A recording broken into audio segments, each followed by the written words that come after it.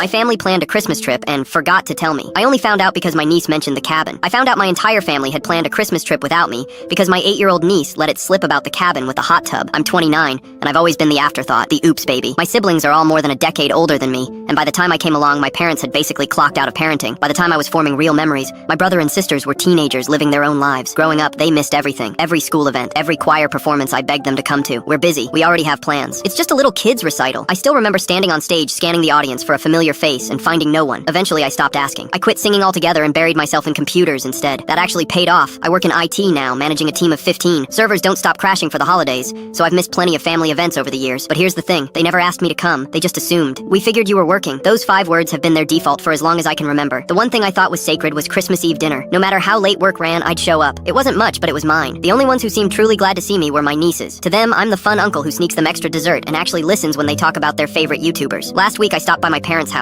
My nieces came running. Are you excited for Christmas, Uncle? Of course, I said. What's the big plan this year? The cabin, my youngest grinned. Mom says it's got a hot tub and everything. I blinked. What cabin? I turned to my mom, and the second I saw her face, awkward, caught off guard, guilty, I knew. Oh, that, she said. Well, we figured you'd be working again, so everyone thought you wouldn't mind missing one Christmas. Missing one Christmas, as if I hadn't already missed pieces of so many others. And the worst part was that nobody had planned to tell me. If I hadn't randomly stopped by, I wouldn't have known until Christmas Day, when nobody answered their phones. I hugged my nieces goodbye and drove home in silence. Somewhere between their house and my apartment, I fell apart completely. My girlfriend Zoe, we'd only been together since Thanksgiving, heard what happened and immediately said, "Come spend Christmas with my family." Her family, who I'd met exactly once, wanted me there. My family, who'd known me my whole life, had forgotten me. When I said it felt too soon, she squeezed my hand. "My parents already know you're coming." Christmas morning, I showed up at her parents' place with wine and a few small gifts. Nervous as hell, bracing for polite smiles and that stranger at a family gathering feeling. It never came. Her dad pulled me into a hug at the door and said, "We're so glad you're here, son." Her mom kept loading my plate. Her little brother challenged me to video games. Her grandma called me dear and made sure I always had pie. They treated me like I'd always belonged. We played board games, watched Christmas movies, and her dad told embarrassing stories about Zoe while her mom walked me through old photo albums. It felt easy, natural. Meanwhile, my phone started lighting up around noon. My mom finally realizing I wasn't coming to the cabin. "Where are you? We thought you'd at least stop by." I texted back, "I'm with people who actually want me around." That set off a chain reaction. My siblings group messaged that I was being dramatic and ruining Christmas. My sister called me selfish for making mom cry. My dad sent a long message about how I was tearing the family apart over one mistake